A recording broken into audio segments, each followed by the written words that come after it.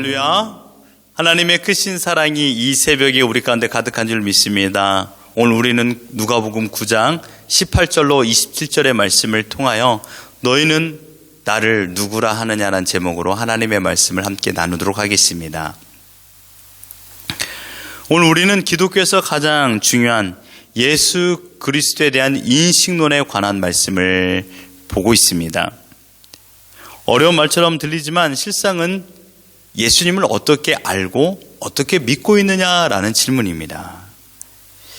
예수님은 공생의 3년 후반기에 이러한 질문을 하셨습니다. 18절에 무리가 나를 누구라 하느냐. 이 질문의 시점은 예수님께서 5,000명의 군중을 오병이어로 먹였던 이유입니다. 많은 군중들이 각기 집으로 돌아갔습니다. 그리고 자신이 경험했던 위대한 그 기적을 자랑스럽게 이야기했습니다.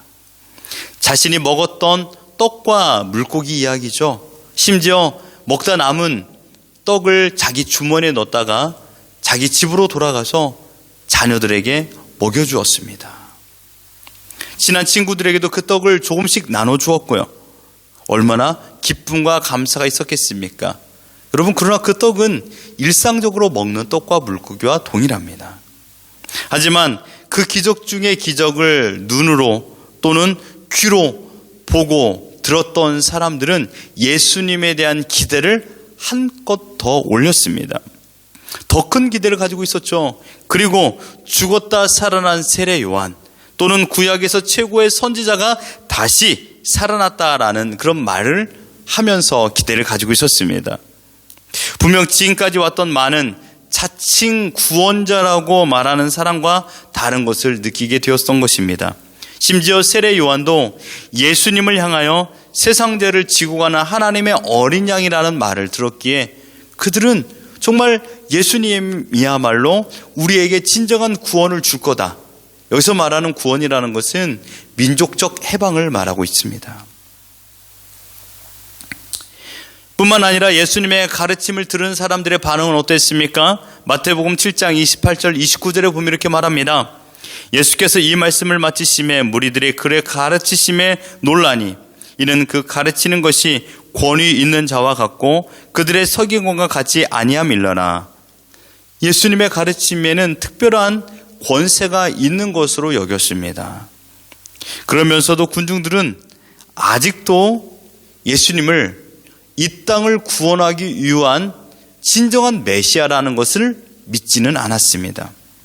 심지어 이스라엘 지도자들의 하수인들인 그들은 예수님을 죽이려는 모의까지 했으며 더 나아가 예수님을 반역하는 말을 했습니다. 얼마나 신앙적으로 둔감한 자들입니까? 예수님께서는 많은 시간을 할애하여 천국 복음과 하나님의 마음과 하나님의 뜻을 이적과 기사를 통하여 보여주셨습니다. 그러나 군중들은 신앙과 이성으로 예수님을 메시아로 인식하지는 않았습니다.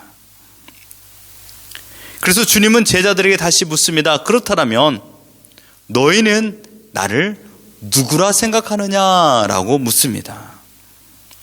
제자들 전체를 두고 질문한 것입니다. 이때 베드로가 지금까지 경험하고 보았던 것을 종합하여 예수님께 말씀했습니다. 20절 후반절에 베드로가 대답하여 이르되 하나님의 그리스도시니이다. 마태복음 16장 16절을 보면 주는 그리스도시요 살아계신 하나님의 아들이시니이다 라고 대답했습니다. 이 말씀을 들으시고 예수님께서는 21절에 이렇게 말했습니다. 경고하사 이 말을 아무에게도 이르지 말라 명하셨습니다. 그리고 아주 중요한 예수님 자신이 걸어가야 될 그런 길과 나의 삶의 끝이 어떻게 될 것인가를 말씀하셨습니다. 22절에 이르시되 인자가 많은 고난을 받고 장로들과 대제사장들과 서기관들에게 버림받아 죽임을 당하고 제3일에 살아나야 하리라 라고 말씀하셨습니다. 단 한 번도 이런 말씀을 하신 적이 없었습니다. 제자들이 이 말을 들었을 때 얼마나 놀랐을까요? 예수님께서 순환을 받고 죽임을 당해야 한다니요. 심지어 지금 상황이 어떻습니까? 오병이어 기적을 베풀고 나서 많은 군중들은 예수님을 왕으로 추대하려고 하고 있습니다. 제자들 또한 들뜬 마음을 가지고 있었습니다. 얼마나 위대한 일을 행하실 것인가 소망하고 있었습니다. 그런데 심지어 죽고 3일 만에 다시 살아난다는 말도 안 되는 말을 예수님께서 하고 있으니 제자들은 얼마나 놀랐겠습니까? 주님의 가르침은 그것으로 끝이 아닙니다. 하나님 백성의 참된 삶이 무엇인가를 가르쳐 주셨습니다. 23절과 24절에 또 무리에게 이르시되 아무든지 나를 따라오려거든 자기를 부인하고 날마다 제 십자가를 지고 나를 따를 것이니라. 누구든지 제 목숨을 구원하고자 하면 잃을 것이요 누구든지 나를 위하여 제 목숨을 잃으면 구원하리라. 이것이 오늘 전반적인 내용입니다. 우린 여기에서 가장 중요한 질문을 하나를 해봐야죠. 과연 예수님의 제자들은 예수님을 어떻게 인식하고 있었는가, 이것입니다.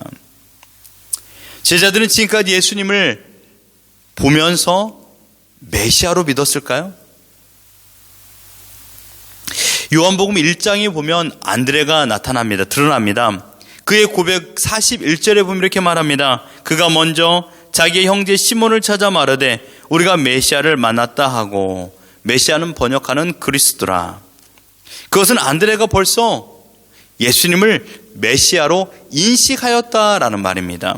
42절에 보면요, 데리고 예수께로 오니 예수께서 보시고 이르시되 내가 요한의 아들 시몬이니 장차 게바라 하리라 하시니라. 게바는 번역하면 베드로라.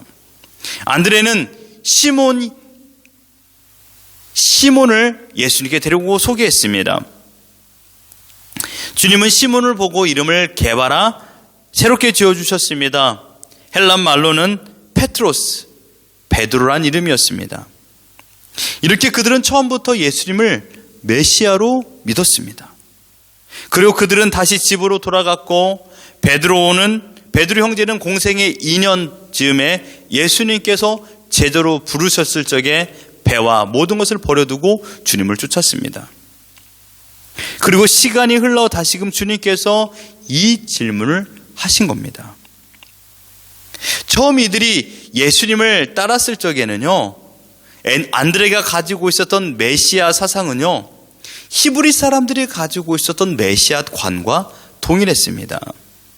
예수님이 메시아, 즉 이스라엘을 자유케 하는 왕이 되므로 그로 인하여 자신들이 높은 지위를 얻을 것이라는 목적을 가지고 주님을 쫓았던 것입니다. 그런데 여러분, 이들이 1년 반 동안 예수님과 동행하기 시작하면서 많은 교육을 받았습니다. 그 결과 그들이 가지고 있었던 잘못된 메시아관이 바뀌기 시작했습니다. 예수님을 이 땅에 자유를 주는, 권력을 쟁취하는 왕이 아니라 예수님이야말로 이 땅을 진정으로 구원할 하나님의 구원자로 보낸 메시아인 것을 그들이 믿어지기 시작했습니다. 여러분, 사실 이들이 뱃사람만큼 심지도 강한 자들이죠. 그러므로 꽉 막힌 사람들이었습니다. 어떻게 해서든지 자신의 신분을 변화시키기 위하여서 예수님을 쫓았던 자들이었죠. 그런데 가까이에서 예수님을 보면 볼수록 이분의 가르침과 사상이 옳다라는 것을 알게 되었습니다. 여러분, 그들은 지금 변화된 것입니다. 무엇이 그들을 변화시켰을까요? 곧 복음입니다. 복음이 그들을 변화시킨 줄 믿습니다. 하나님 나라의 복된 소식을 들었기 때문입니다. 이 복음이 그 마음 중심에 거하게 되므로 제자들은 서서히 변화되기 시작했습니다. 이 복음이 없거나 또한 이 복음을 믿지 못한다라면 구원을 받았다라고 정확히 말할 수는 없습니다. 어떤 사람은 예수님을 믿는다 하면서도 십자가의 효력과 부활의 능력을 인정하지 못하는 사람들이 있습니다.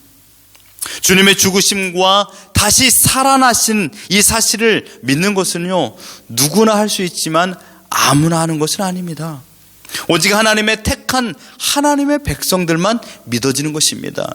에베소서 2장 8절에 우리에게 이렇게 말씀했습니다. 너희는 그 은혜에 의하여 믿음으로 말미암아 구원을 받았으니 이것은 너희에게서 난 것이 아니요 하나님의 선물이라. 하나님의 선물을 받은 자들만이 예수 그리스도가 우리의 구원자라는 것을 믿을 수 있는 그런 놀라운 은혜를 경험한 줄 믿습니다. 제자들의 마음속에 이런 하나님의 선물이 심겨졌고 얼마나 강력하게 역사한지 모르지만 적어도 예수님께서 온 땅의 주권자라는 사실을 믿고 있었던 것입니다. 오늘 본문의 흐름을 보십시오. 예수님께서 질문했습니다. 베드로가 대답했습니다. 그리고 그 대답은 예수 그리스도를 우리의 그리스도라고 고백했습니다. 예수님을 그리스도라고 고백하게 되었습니다. 이어지는 주님의 가르침, 즉 자신의 고난과 죽음 그리고 부활에 관하여 예수님은 가르쳐 주셨습니다. 사랑하는 성도 여러분, 지금도 주님은 성경에 기록된 자신의 말씀을 통하여 예수님이 누구인가 스스로 우리에게 가르쳐 주고 계십니다. 그 가르침, 그것이 바로 복음입니다. 그 복음으로 말미암아 우리의 모든 헛된 생각을 버리게 되었고 이전 것은 지나갔으되 새 것이 될 수 있었던 것은 우리의 결단과 의지의 결과가 아닙니다. 복음이 내 안에 들어옴으로 말미암아 예전에 육신의 정욕과 이생의 자랑 속에 살아갔던 모든 것들이 밀려가고 그 중심에 진정한 주인이 누구인가를 알게 되었던 것입니다. 엄밀히 따지면 우리의 생각과 우리의 시각이 바뀐 것이죠. 무엇이요? 복음으로 말미암아요. 복음은 모든 것을 변화시키는 능력이 있는 줄 믿습니다. 그러므로 말미암아 그 가르침, 복음이 우리의 생각과 시각을 변화시켰습니다. 사람이 사람을 어떻게 변화시킬 수 있겠습니까? 그러나 복음은 우리의 성질과 습성과 태도를 바꿉니다. 나의 생각을 바꿉니다. 복음은 곧 예수 그리스도이기 때문입니다. 많은 선교를 통하여 예수 그리스도가 우리의 구주인 것을 가르치고 있습니다. 그래서 흔들리지 않는 경고와 믿음을 가지고 우리는 살고 있습니다. 끝내 우리도 하나님께서 허락해 주신 영광된 나라를 목도하며 거할 수 있는 은혜를 베풀어 주신 것이죠. 사랑하는 성도 여러분, 지금도 주님은 우리를 가르치고 계십니다. 우리가 더디 변화된다 할지라도 주님은 오래 참아 기다리고 계십니다. 아직까지 세상 것을 사랑하며 살아가는 자들에게는 때로는 강한 훈계를 통하여서 세상 것을 버리고 주님을 쫓으라고 오늘 십자가의 도를 가진 자로서의 삶을 살아가는 방법을 우리에게 가르쳐 주는 것처럼 현실 가운데서도 어려움을 통하여 힘듦을 통하여 자칭 고난을 통하여서 주님을 바라보라고 말씀하고 있습니다. 어쩌면 우리는 지금 다 알지 못할 수도 있습니다. 그러나 우리 안에 계셔서 우리에게 가르쳐주고 계시는 예수님을 거부하지 마십시오. 주님을 의지하시고 주님의 질문, 너희는 나를 누구라 생각하냐라는 질문에 순전한 대답을 내놓으십시오. 주님은 나의 구주요 살아계신 하나님의 아들이십니다. 세상을 변화시키는 것은 정치와 경제와 문화와 머니가 아닙니다.